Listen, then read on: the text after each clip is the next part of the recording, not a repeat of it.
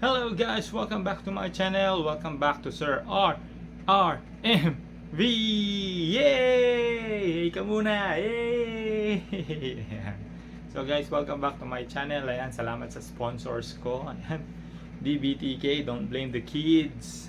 Ayan, saka sa Pikachu cup ko. Ayan, meron pang design dito yan. Si Ash at si Pikachu. Ayan, no guys. So, maraming salamat sa mga sumusubaybay dito sa aking channel guys. Nanonood ng mga videos ko. Ayan, so saludo ako sa inyo guys, no? So, wala kayong kupas. Kung wala kayo, wala din tong channel na to. No, sa mga nag-subscribe, nag-like, nag-comment, nag-share. Thank you very much. Continue nyo lang yan guys, no, para dumami pa yung engagements natin dito.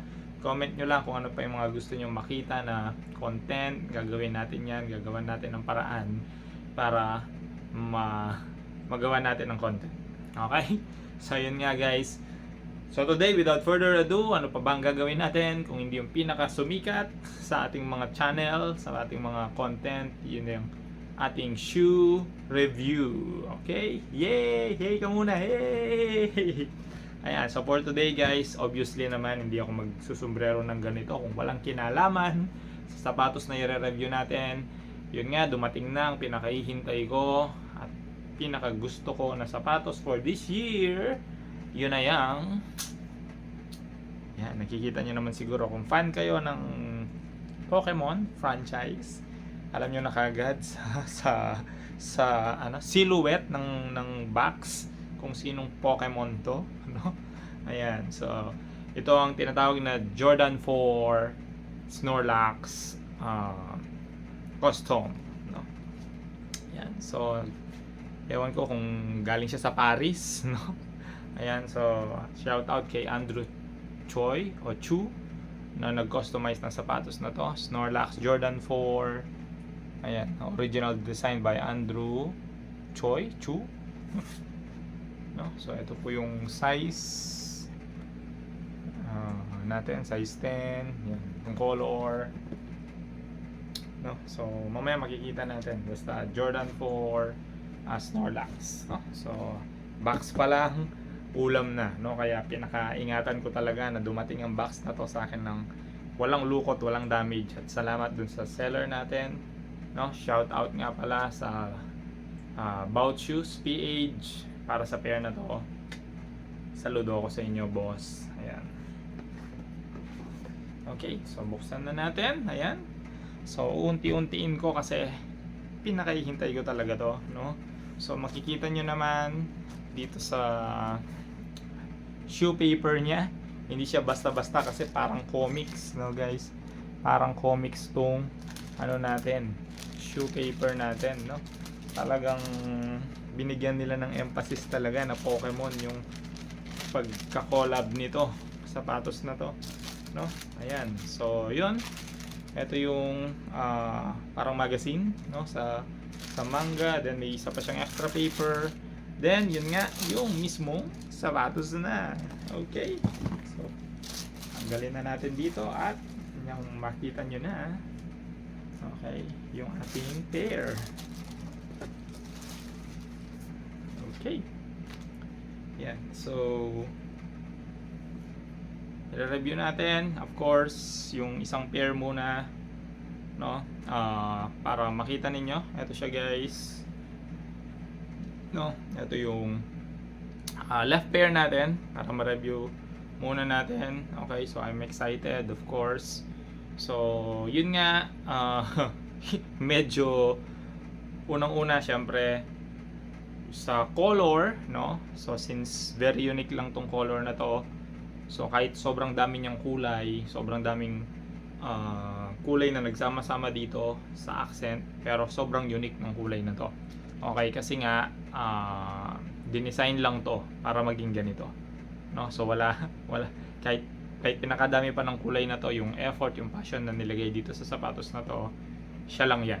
Okay, so yun nga guys, dito sa toe box natin, of course meron yung shoe 3 pa, no, pero hindi naman malabar ko, no. So dito leather ang ginamit diyan na color ano to, sale, ito yata yung color sale. Dito parang grayish, no? Sa toe box natin, sa front guard, no? Dito sa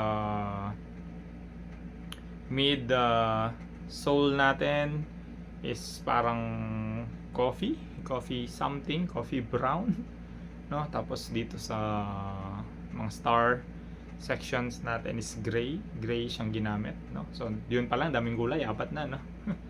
So dito, no? So yan, meron pa siyang parang sail, hindi sail, tawag dito, parang blue, no? Parang mint blue. Check ko nga. Satellite coffee liquor, slate, vanilla ice, hindi ko alam. Slate sabi niya, no? Teal, parang teal, no? Yun, naisip ko na, teal na color, no? Kung familiar kayo sa teal na color, no? So yun guys, of course, no? So check ninyo mabuti yung ito, si Jumpman logo, no? So Flight, si Air Jordan, si Jordan pala mismo, no? Yung stitching ng logo natin, no? Ayan. So dito sa lateral side, tsaka sa medial side, halos parehas lang naman yan, yung wing. Ayan, so check din ninyo yung tawag dito, kung may 6 na butas daw yan, no? Para masabing legit, dapat 6 ang butas niyan, no? Para dito sa lalagyan ng lace, no? So tingnan natin. Sige, ano ko na, tatanggalin ko yung lace para mapakita natin. Ayan, no? So yan guys, hindi pa rin makita. Ayan, so 6 yan, 6 ang butas na yan. So dapat 6, no? Yung kasi mga fake or low quality, one shoe hole lang ang nandoon. So yun nga, of course, low quality yung sapatos, no? Pero ito syempre high quality yung in-order natin kasi nga yun ang isa to sa pinaka gusto ko talaga na ma-achieve for this year. So sa likod, sa back ng tang, may nakalagay tayo na Pokemon. Ayan. So ito, agad bumabalik yan, no? So yung mga fake kasi hindi nag-flip to, no? So sa likod is Nike Air. Okay. Then kung mapapansin niyo rin pala guys, dito sa part na to, yan, yung accent niya na parang faded, no? So faded color. Dito hindi ko alam kung kaya ng camera ko. Pero dito nakikita nyo naman parang madumi, no? Parang madumi yung datingan niya. Yan. Parang madumi, parang dinumihan, pero design talaga yan. Yan ang nagustuhan ko dito guys, no? So sa outer sole niya, ayan. So nandun pa rin yung mga accent na kulay. Yung parang coffee, yung teal, yung gray, tsaka yung Nike. Excuse with the swoosh. No? So ito siya guys. At yung free laces niya, no, is anong kulay nito? Ito yata yung sale na color, no? So yun guys. At sa right pair, almost identical lang naman ang right pair, no? So ayan. Okay, so sorry, na-distract ako kasi tinitignan ko, kala ko may bakbak. Ayan. So sabi ko nga ito yung design, kasama sa accent design yan guys, no? So ano pa nga ba ang kasama dito sa right pair? Nandito yung tag natin ng Air, no? May free tayo na tag na kakulay ng teal, no? Teal na color dito. Ayan. So sa likod, kung makikita niyo, parang may gas din siya, no? So yun yung accent guys. Ayan, no? So bumabalik to agad. Tapos dito naman pala sa kabilang pair, so iba yung nakasulat. Snorlax Force, no, 4S or J Force, no. So yun po yung nakalagay sa kabila. So unique, no, unique yung mga tang natin, no. At yun nga, may libre tayong ang tawag dito, shoelace na teal na color, or hindi naman sky blue to, no, feeling ko teal, ito yung teal talaga. Then meron din tayong brown, no. So napakaganda kasi yung mga free lace, yun din yung accent mismo ng sapatos, no. So feeling ko you can't go wrong kahit anong mga shoelaces ang gamitin mo dito, no? Kasi nga magkakaroon talaga siya ng color matching pa rin sa sapatos, no? Hindi pa rin lalayo yung kulay ng mga shoelaces na libre. At ito naman ang gusto ko sa Nike, no? Kasi nga panay siya nagbibigay ng libreng shoelaces. Kung hindi 2, 3, 4, 5, minsan nga may 6 pa, no? Sobrang exage na, pero as in nagbibigay siya ng libreng shoelaces, no? So talagang hindi ka titipirin, no, sa mga accessories ng Nike. Yun nga, sa extra lace, sa ganyan din, no, sa mga ganito lang. Yan, at least may libre kang tag, no, Jumpman tag. Ayan.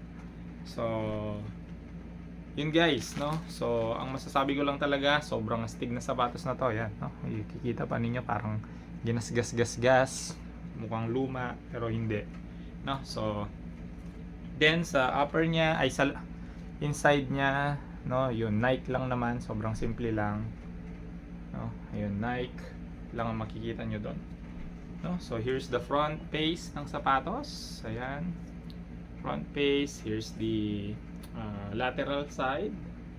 Yan, heart, tayong heart.